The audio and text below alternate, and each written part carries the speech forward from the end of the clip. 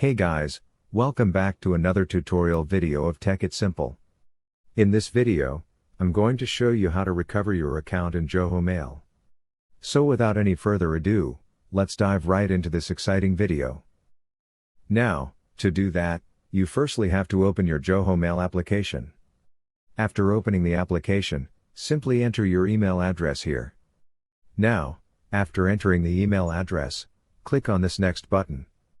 Then, it will ask for your password. Now, you just simply have to click on this Forget Password or Sign in Another Way button. Choose the option that is suitable for you.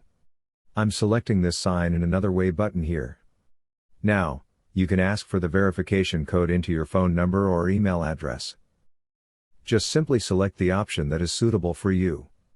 Then, Zoho Mail will send a verification code to your phone number. Just simply enter the verification code here and then click to verify. Now, after doing that, your account will successfully be logged in here.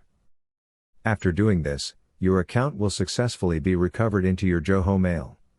I hope this video was helpful for you.